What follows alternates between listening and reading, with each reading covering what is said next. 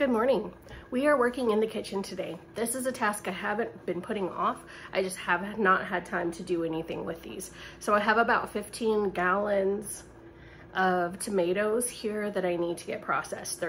Some of them are starting to turn and go bad. Since my freezer is already completely full, what we're going to do is we're going to blanch these, peel the skins off, and then we're gonna put them in a separate pot and we're gonna cook them down and make spaghetti sauce, which I've not done before, but my homemade spaghetti sauce we really like. We have that just every once in a while and it'd be nice. It is a long process when you're making spaghetti sauce from scratch, so it'd be nice to just have those done up in advance. So I'm gonna go ahead and get started on that. Right behind me here, I have water almost boiling. And we're gonna use that for blanching the tomatoes. And then on the other counter here, along next to the sink, I have my pots, my 5-gallon bucket. I've got a pot for like stems that I'm pulling off and ones that have already gone bad. I have a pot for when we pull the skins, and we're gonna put them in there to start cooking down. The ones that are going bad in the skins, those will go out to the compost pile. But yeah, so let's get started doing this.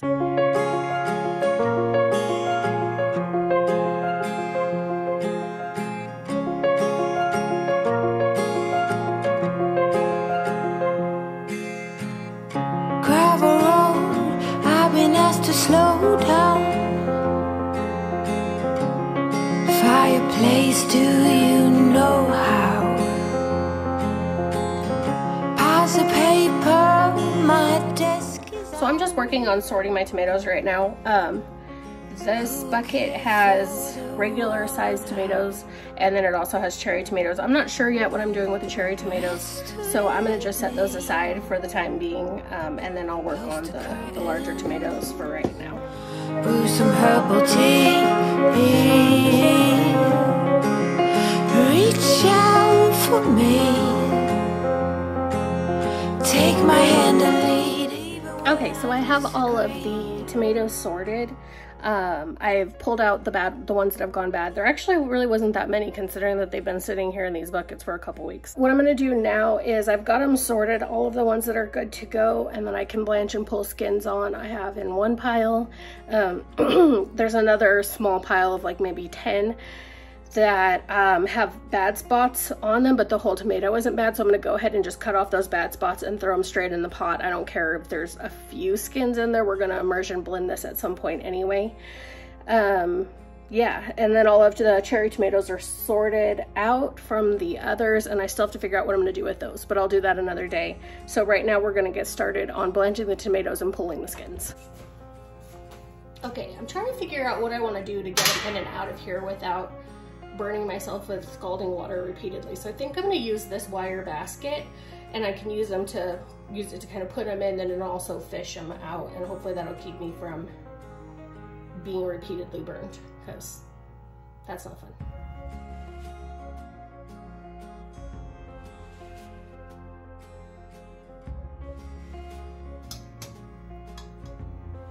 You can see as these start to their skins, as these start to be ready, their skins will split. You can kind of see right there, and then that makes it really easy to peel. So you just pull them out. And I was gonna use the wire basket, but they're kind of taking different amounts of time to do this. So I'm just gonna pull them out one by one, and that kind of seems to be working just fine.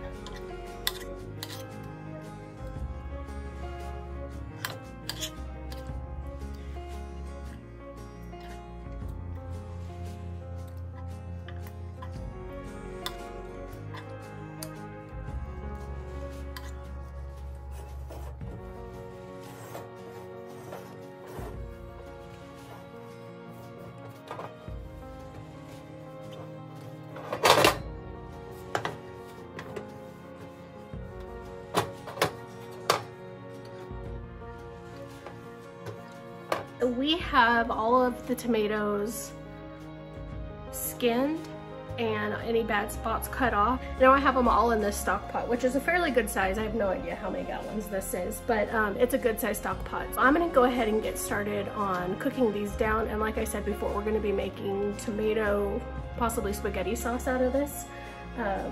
So yeah, it's gonna take a while for these to cook down. But the majority of the tomatoes that we're processing today are Romas, which are good for canning.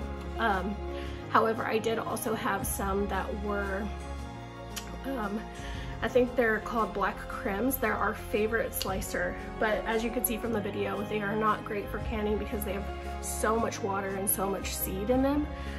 However, I had a few of those left and I have no problem throwing them in with the batch just so they don't go to waste, because there's no way we'd be able to eat them all before they go bad. So anyway, yeah, so the majority of this is Roma.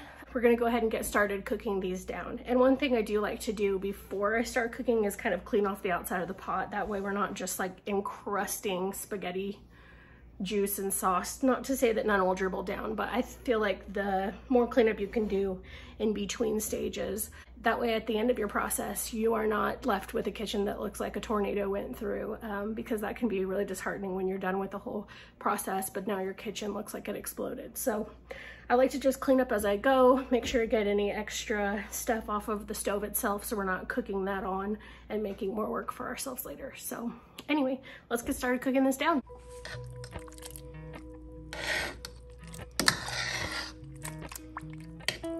It is the next day. So basically what I did yesterday was I let that cook down completely, and then I let it cool somewhat and stuck it in the fridge just because it was getting late and I didn't have time to process, like to can the sauce. So I think what I'm gonna do today is go ahead and I'm getting that heated back up so that we can hot pack our jars. And then I'm also going to get my jars washed, get my water on to boil in my canner, get some water on for sterilizing my jars because I do like to do that.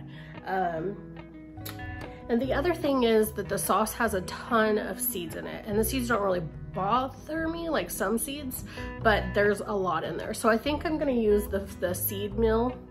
It's this, I think I'm gonna use this, I think it's called like a seed mill. You just put it in there and like turn, and it slowly lets the actual like juice and pulp pass through, and the only thing it keeps in here is the seeds, and then you just dump it and redo that. I'm not gonna do the entire pot so that it's just completely seed free because I don't care that much, but I just wanna like bring it down a little bit so it's not quite so seedy. So I'm gonna go ahead and get started doing that. First, I'm gonna get my waters on to boil. I'll get my water on to start heating because that's gonna take a while. And while that's getting heated, then I can get started using the seed mill on the sauce. My canner is over there getting filled up. I am just testing out the seasoning on this. I really don't follow an actual recipe, I just season to taste. This is spicy. I used red pepper flakes, but I put hardly any in there. But red pepper flakes go a really long way. So anyway, so yeah, it tastes pretty good. It needs a tiny bit more sugar. When I started making my own spaghetti sauce, I was pretty resistant to adding sugar to it just because when you buy sauce from the store, it's so loaded in sugar, and that's kind of what I'm trying to combat, making my own, plus, you know, preservatives and all that mess. However, you only have to add a really small amount of sugar even for this much to just really cut the acidity, and it makes a big difference. So I'm gonna add, I put a couple of tablespoons in here. I'm probably gonna put a couple more, and I just keep adding seasonings until I get it like right where I want it. And a lot of times Robert will come in, he's actually really good at kind of nailing down when it needs more of a specific type of seasoning. Unfortunately, he is not here today, he is at work, so I'm flying solo on it. So hopefully he likes the way it tastes.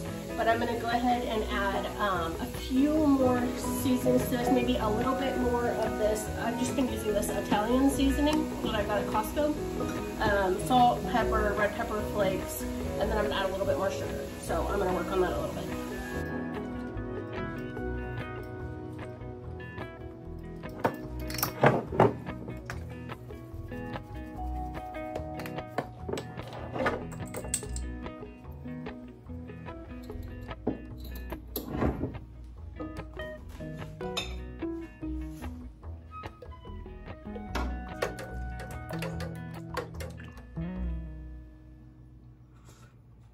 That's perfect. It doesn't taste sweet really and I don't want a sweet sauce. But that was just enough to cut the acidity so that it doesn't have that like biting after taste, kind of like, it's too much. So anyway, I think that's actually perfect where it's at right now. So I'm not gonna add any more seasonings to that. I might try it one more time after I do the seed mill. I don't think that's gonna make any difference taking the seeds out, but I'll double check it just to be sure. We are giving this big old stove a workout today. So I've got my water on the back for sterilizing. I got my canner going to start heating up. I'm gonna start seed milling this a little bit. I think what I'm gonna just do is dip that pod in, like seed mill it out, and then I'll pull the seeds and just do that a few times. Like I said, I'm not trying to get all the seeds out of here. I'm just bringing it down a little bit because it seems like really heavily seeded. I am gonna pull some of these seeds out of here, so I'm gonna get started doing that.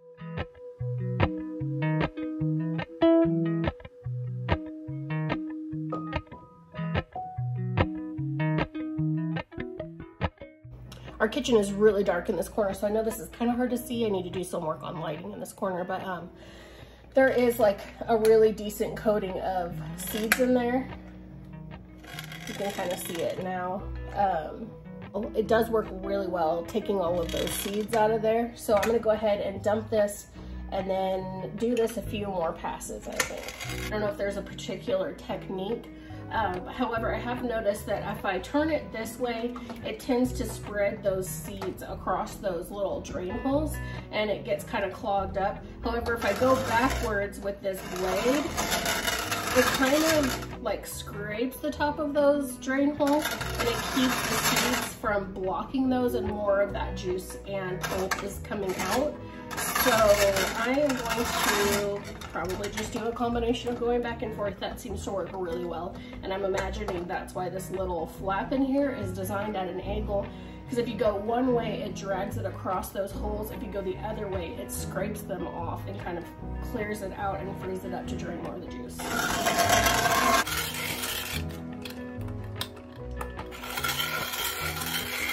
You can see that works really well. It also kind of keeps it scraped off the bottom.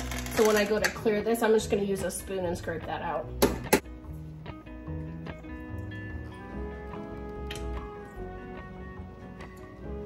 This may seem somewhat labor intensive, but strangely enough, it's like one of those weird tasks that's like doesn't take a lot of brain power and it's just kind of oddly therapeutic. So I actually don't mind doing this. I'm going to do a few more passes, clean this up a little bit.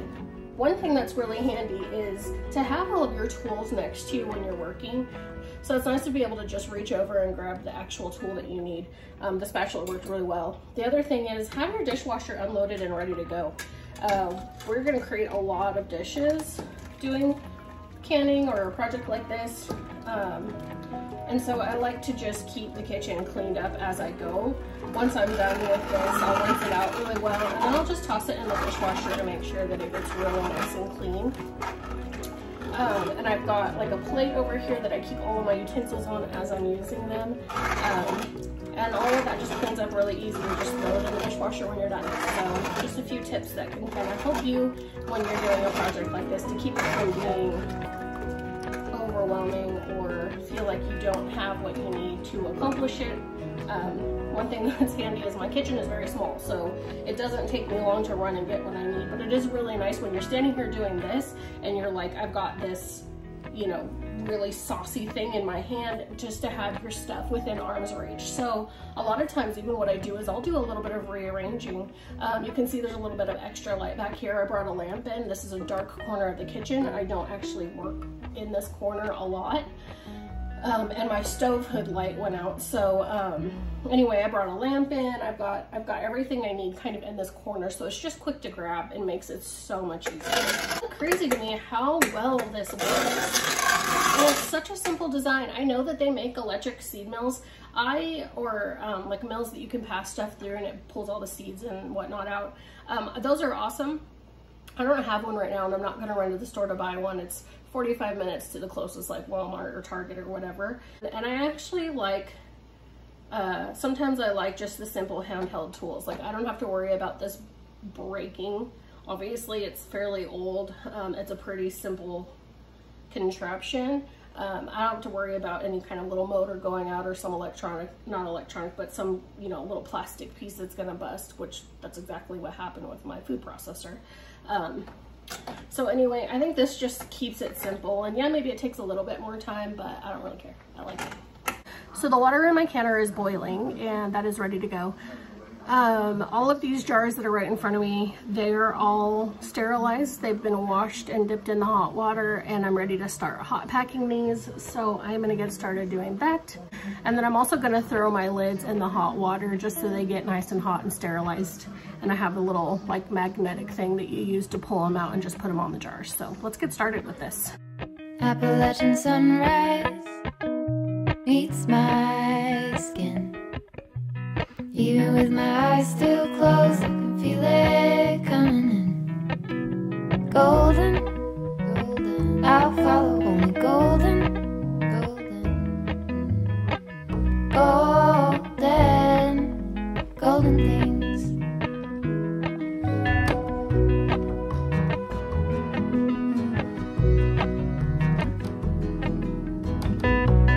Mountain laurel high fives for miles in spring. Rainbow trout and a hummingbird wing. Golden, I'll follow only golden, golden, golden things. Golden. My hair is getting crazy with all this steam in here. But I do have, as you can see behind me, I do have the jars all filled. They're in, they're covered with water. I set my timer for 50 minutes. We are at 2,850 elevation. So I add an extra 5 minutes on. The recipe that I'm following is from freshpreserving.com. And it says to water bath can these for 45 minutes. We're gonna do 50. I did add 2 tablespoons of lemon juice to each jar to make sure that the acidity is up high enough. I think this is especially important from my understanding if you're using tomatoes that have a really low acid, which I think Romas are fine, but those other ones, the black crims that I used a bunch of, those ones are really low acid tomatoes. So I wanted to make sure and do that. So 2 tablespoons per quart jar, 50 minutes in the canner, and we will come back to these when they are all done. Feet step over splinters of the moon. All right, there you have it. Kitchen's a little bit of a mess, but we're gonna get that cleaned up. I've already done a little bit of the cleanup. Wait for the rest of the canning stuff to cool down and get that put away. And we have 2, 4, 6, 7 jars of spaghetti sauce. So it's just Robert and I. Typically we'll use one of these for a meal. So that'll last us a while. We don't eat a lot of spaghetti or pasta for that matter. Typically what we do is on Sundays we have a little bit more involved, like nicer dinner, and so I'll make like a lasagna or something like that, and so this will work really well for that. So anyways, I'm excited to have this done. I'm really excited to have the gallons and gallons of tomatoes that were sitting on the floor processed. However, I do have an entire box over there that is still ripening, the green ones and the ones that weren't quite ripe yet. They're sitting over in a box by the window, and those can ripen, and then we might just do another round of these. So anyway, as you can see, we've got another jar and another 1.5 quart right behind me over there. I'm just gonna throw those in the freezer. I don't want to run the canner again for 1.5 quarts of sauce, so I'll just put them in the freezer and we'll use those up first. So, but pretty exciting. This is the first time I've ever canned spaghetti sauce. So I didn't follow a recipe as far as like the seasonings and stuff go. I just did it the same way I always cook, which is just seasoning to taste. However, the instructions that I did follow were from freshpreserving.com, which I believe is Ball's canning website. So anyway, I am excited to have these, and we'll be doing some more in the probably not too distant future. Anyways, thank you so much for hanging out with me today. We hope you have a wonderful week. Take care. We'll see you soon. Golden.